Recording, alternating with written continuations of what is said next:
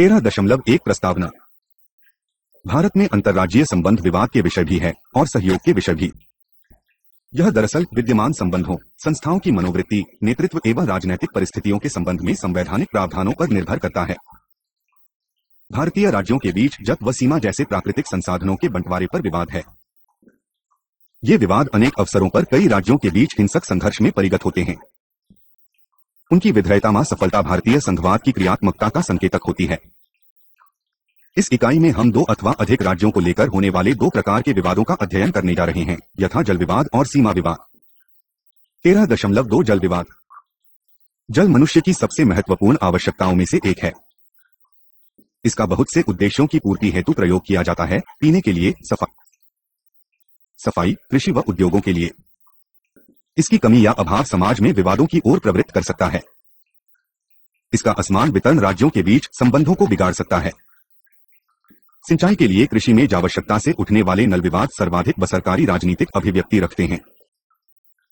जल विवादों के मामलों पर चर्चा करने से पूर्व भारत में जल उपलब्धता की असमानता और नदी क्षेत्र पर चर्चा प्रासंगिक होगी। 13 फरवरी 2001 जल की असमान उपलब्धता। भारत राष्ट्रीय स्तर पर वार्षिक जलवृष्टि और कुल उपलब्ध जल संसाधनों की दृष्टि से संपन्न माना जाता है। तथापि उक्त संसाधन का असमान वितरण क्षेत्रीय व फाल संबंधी अल्पताओं को जन्म देता है। भारत की औसत वार्षिक जलवृष्टि 4000 अरब घन मीटर भी असमान रूप से वितरित है, स्थानोचित रूप से भी और कालोचित रूप से भी।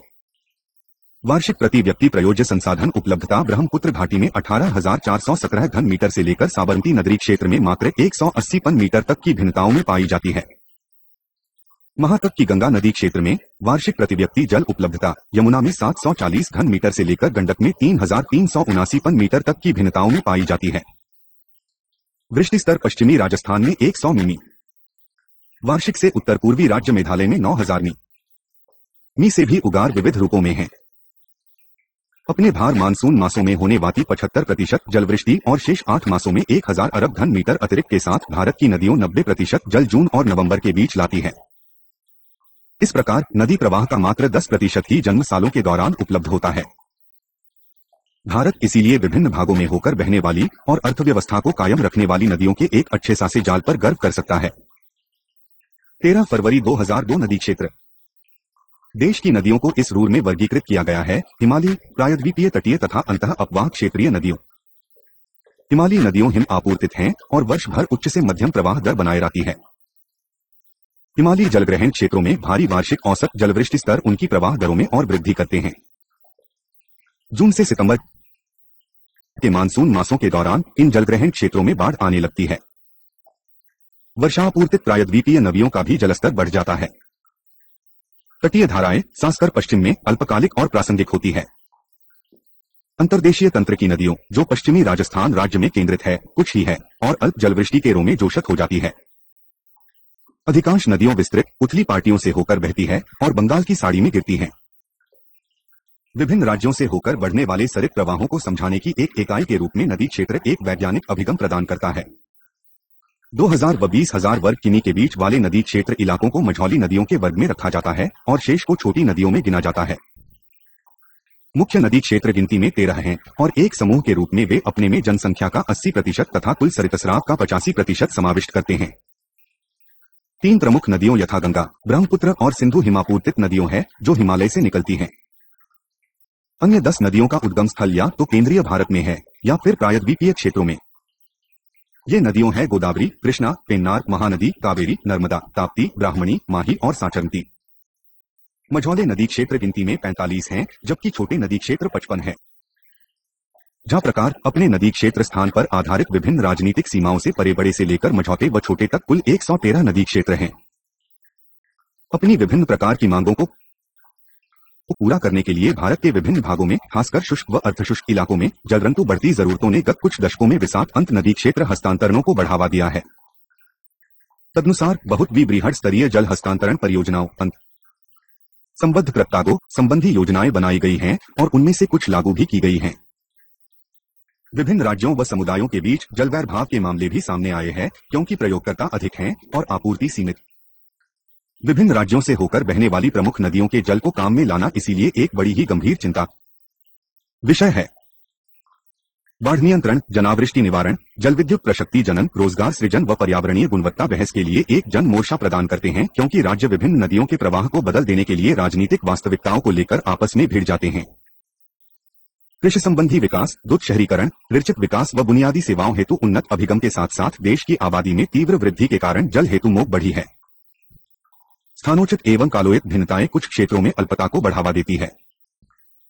पश्चिमी मैदानी क्षेत्र, कच्छ क्षेत्र और उत्तरी मैदानी क्षेत्रों में कुछ लघु क्षेत्र पानी की भारी किल्लत का सामना करते हैं। भोग और आपूर्ति के बीच बढ़ती दूरी ने शहरी, कृषिक व घरेलू क्षेत्रों द्वारा भूजल उपभोग के हिस्से में एक ठोस वृद्धि की ओर प्रवृत्त किया है। अपशिष्ट जल उपधार हेतु अपर्याप्त पूर्वी पायों के कारण बलसोलों की गुणवत्ता संकट में है।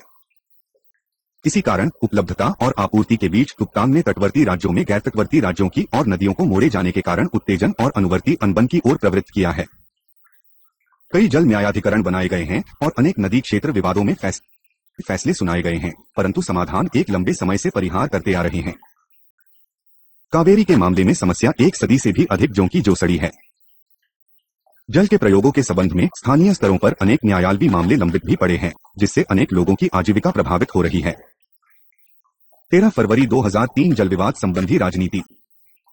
जल विवादों का समाधान राजनीतिक कारणों पर निर्भर होता है। भारत में अनेक जल विवादों में से हम कावेरी जल, रावी व्यास और सतलुज यमुना नहर संपर्क के संबंध में राजनीति पर ध्यान केंद्रित करेंगे। इन विवादों को हल करने में संबद्ध राज्यों के राजनेता, केंद्र व न्यायालय लगे हुए हैं, फिर भी वे हल नहीं हो पाए हैं। समझौतों की विफलता ने प्राधिकरणों और न्यायाधिकरणों की नियुक्ति की ओर प्रवृत्त किया है, परंतु न्यायाधिकरणों के फैसलों एक कर भी विवादों में शामिल किसी न किसी पक्ष द्वारा सम्मान न किया जाना भी एक कटु सत्य है। एलन रिचर्ड्स एलन एवं निर्विकार सिंह जैसे विद्वानों के अनुसार इसके लिए सबसे प्रभावी कारण विभिन्न जल प्राधिकरणों का परामर्शी स्वभाव ही है। जल राज्य सूची में 17वीं प्रविष्टि देखें के अनुसार प्रतीयमानतः एक राज्यीय विषय है। केंद्र ने इस विषय पर कानून बनाने हेतु अपने प्राधिकार का अनुच्छेद 262 के अनुसार संत सूची में प्रविष्टि 56 प्रयोग ही नहीं किया है, जबकि रावी व्यास व सतलुज यमुना नहर संपर्क अनमूल से ही पड़े हैं। ऐसे मामले भी है जो सुलझाए ना चुके हैं। एलन रिचर्ड्स एवं निर्विकार सिंह इसके समाधान का मुख्य श्रेय समझौते की बातचीतों को देते हैं। इस मामले में न्यायाधिकरण बेअसर साबित हुए, परंतु कावेरी जल विवाद और रावी व्यास जल विवाद के संबंध में बातचीत और न्यायाधिकरण दोनों ही निष्प्रभावी सिद्ध हुए। न्यायाधिकरणों के निष्प्रभावी निर्णयों के अलावा जल बंटवार विवाद पर कानून बनाने हेतु संविधान की धारा 262 के अनुसार संघ सूची में प्रविष्टि 17 का प्रयोग करने में केंद्र की अनिच्छा, राजनीतिक कारण ही उन्हें सुलझाने में मुख्य अड़चने हैं। इस मुद्दे के समाधान की संभावना परस्पर विरोधी तरीकों में देखी जा सकती है। एक राज्य इसे लाभकारी समझता है तो दूसरा इसे अपने हितों के विरुद्ध मानता है। यहाँ तक कि एक ही राज्य के भीतर राजनीतिक दल एक और इस दृष्टांत को लेकर झगड़ा करते हैं तो दूसरी ओर प्रतिक्रिया के आलोक में उनके राजनीतिक समर्थन को धोखा देने वाले भी नहीं होते हैं। हो सकता है कि ये दल सभी मुख्य मुद्दों पर असहमत हो। इस पर के दृष्टिकोण सर्वमान्य ही रचते हैं। उन्हें आशंका होती है कि विरोधी दृष्टिकोण रखने में राजनीतिक समर्पण उसके प्रतिद्वंद्वियों के पास चला जाएगा।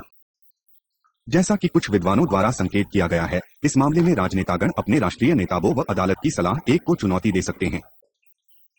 उनके अनुसार उनका राजनीतिक समर्थन कहीं अधिक महत्वपूर्ण होता है। उदाहरण के लिए राजनेताओं ने सतलुज यमुना नहर संपर्क पूरा किए जाने के विरुद्ध 2004 में पंजाब में एक अधिनियम पारित कराया। यह 1 साल के भीतर पूरा हो जाना था। हरियाणा ने इस निर्णय को सर्वोच्च न्यायालय में चुनौती दी। परवर्ती ने राष्ट्रपति के हस्तक्षेप हेतु आज्ञप्ति जारी कर दी। मामला अभी तक अनबुलमा ही पड़ा है। अंतर्राज्यीय जल विवाद के पड़ोसी राज्यों में राजनीति तथा जनता पर अप्रत्यक्ष प्रभाव होते हैं। इसके न जातीय निहितार्थ होते हैं। इस रूप में विचार करने पर यदि कुछ भाषाई और न जातीय समूह उन राज्यों में रहते हैं जिनका जल के बंटवारे पर विवाद हो तो जातीय समूह हिंसक उपद्रवों में भी लग जाते हैं। 1992 में तमिलनाडु और कर्नाटक के बीच कावेरी जल विवाद ने तमिलनाडु में तमिल विरोधी दंगों की ओर प्रवृत्त किया। आगे चलकर इन दोनों राज्यों की राज्यीय राजनीति पर इसके अप्रत्यक्ष प्रभाव पड़े असर हुए। जबकि तमिल समूह ने अपनी मृजातीय व भाषाई पहचानों की रक्षा की मांग की, कर्नाटक के राजनेताओं ने तमिलनाडु को पानी दिए जाने का व्यापक रूप से विरोध किया।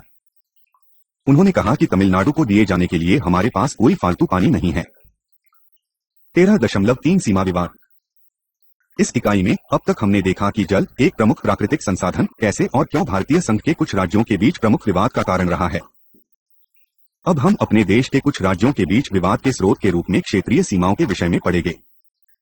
अपने अध्यवसाय के दौरान हो सकता है हम इन लंबे तनावों के विषय में सुनते पढ़ते रहे हो। महाराष्ट्र व कर्नाटक राज्यों के बीच बेलगांव जिले के न्यायसंगत स्वामित्व को लेकर, पंजाब व हरियाणा के बीच अबोहर फातिलका तहसील को लेकर, अथवा 2 या अधिक राज्यों की लेकर, ऐसे ही अनेक अन्य मामलों के विषय में। वस्तुतः गत कुछ वर्षों में कुछ माय राज्यों का निर्माण उत्तरांचल, झारखंड व छत्तीसगढ़ उदाहरण के लिए अंशतः क्षेत्रीय सीमाओं पर दीर्घकालिक समस्या से संबंधित एक स्वीकरण ही था। यह मुद्दा जटिल और विवादास्पद या साथ ही इसकी जगह भारत के औपनिवेशिक अतीत में जमी थी। 13 मार्च 2001 एक औपनिवेशिक विरासत। भारत, जैसा कि हम आप जानते हैं, प्राचीन काल से ही एक अजीबोगरीब रास्ते से गुजरा है। इसकी पटक भौगोलिक इकाइयों की सीमाएं लगातार बदलती रही है। फिर भी अंग्रेजों के आने तक यह वस्तुतः कोई राष्ट्र राज्य नहीं था, जैसा कि इस शब्द का अर्थ लिया जाता है, और क्षेत्रीय सीमाओं में बारंबार परिवर्तनों की संख्या अधिक नहीं होती थी। अंग्रेज अपनी औपनिवेशिक कार्यसूची के अनुकरण में भौगोलिक सीमाओं को परिभाषित एवं पुनर्परिभाषित करने लगे और इसने समस्याएं पैदा की जिनके दीर्घकालिक प्रभाव आज भी महसूस किए जा सकते हैं। ये प्रभाव अंतर्राष्ट्रीय रूप से भी महसूस किए जा सकते हैं। उदाहरण के लिए भारत के पाकिस्तान, चीन और बांग्लादेश के साथ सीमा विवाद। यह अनिवार्यतः इसलिए था कि हमारे औपनिवेशिक आता सुगस शासन के विचार से मूलतः प्रेरित वे और इसी उद्देश्य से उन्होंने भाषाई, सांस्कृतिक आदि एकीकरण की बजाय प्रशासनिक पहलुओं पर ध्यान केंद्रित किया। तथागत परिणाम लोगों की व्यक्तिगत पहचानों एवं उनके मूल निवासी सीमा क्षेत्रों के बीच एक गलत मिलन था। यह स्वतंत्र भारत की केंद्र सरकार पर छोड़ दिया गया कि ब्रिटिश उपनिवेशवादियों के संप्रदायवाद और अदूरदर्शिता द्वारा पहुंचे नुकसान की भरपाई करे। 13 मार्च 2002 उपनिवेशोपरांत काल में क्षेत्रीय मुद्दा। केंद्रीय विधायिका संसद को संविधान द्वारा यह अधिकार प्रदान किया गया ताकि भविष्य में नए राज्य बनाए अथवा पुराने राज्यों अथवा ऐसे राज्यों के हिस्सों का विलय करे अथवा उनकी सीमाओं में फेरबदल करे।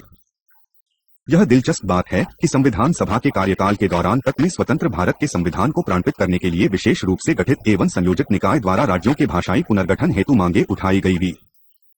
धारणा यह थी कि भाषाई अनसमुदाय एक सर्वमान्य संस्कृति का सूचक होता है। साथ ही इस प्रकार एक सर्वमान्य एकरूप भाषा के आधार पर बनाए गए राज्य अपेक्षाकृत अधिक समांगी होने और तदनुसार प्रभावशाली शासन हेतु प्रेरक भी।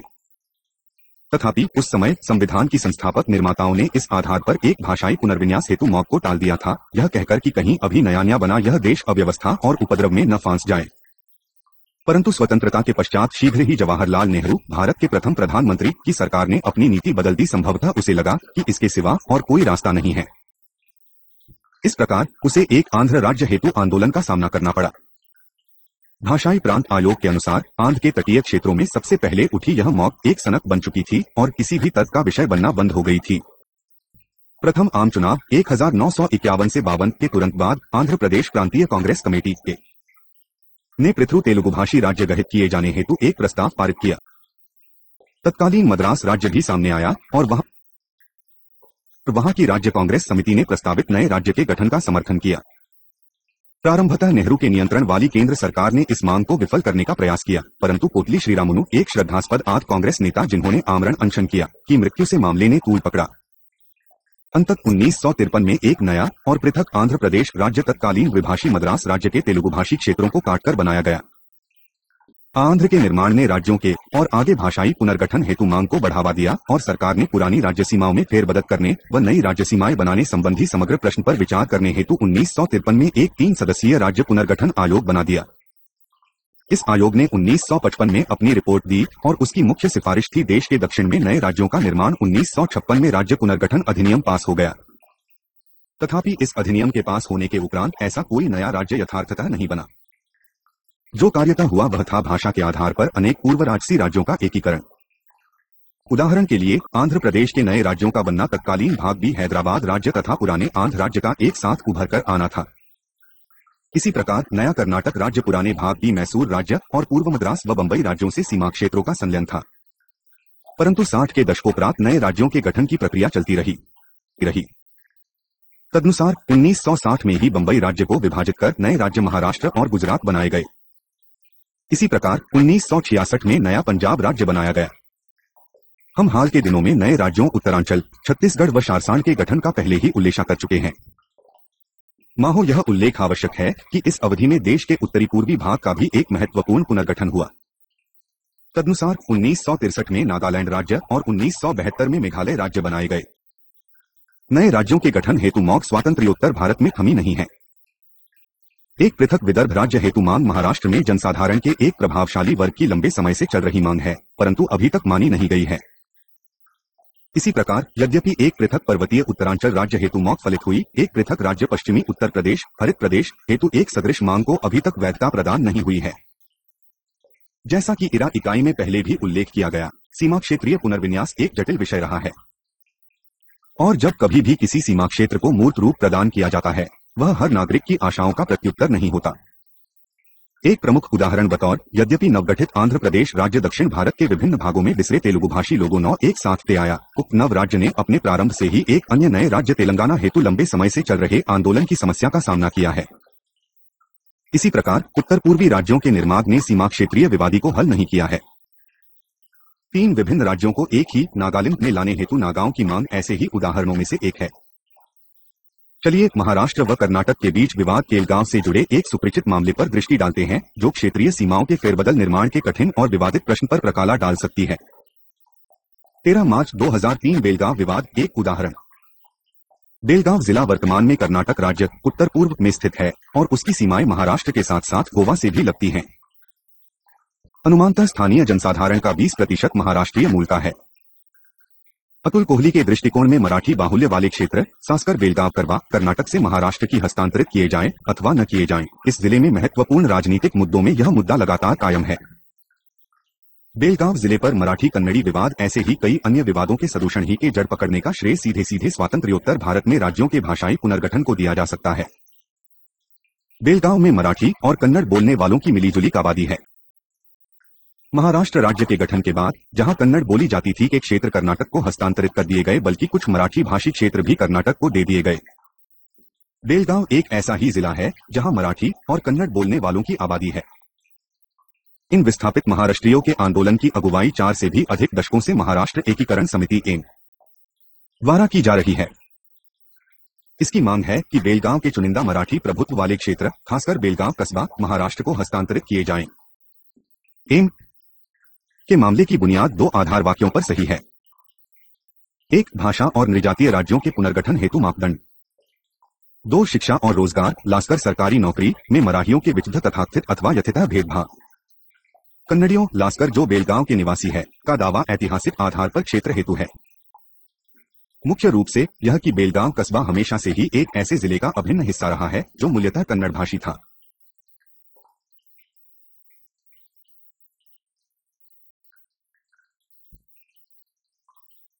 इस दीर्घकालिक विवाद में एक तीसरा जी कम महत्व का नहीं है कारक रहा है तत्कालीन केंद्र सरकार द्वारा लागू राजनीतिक समझौता।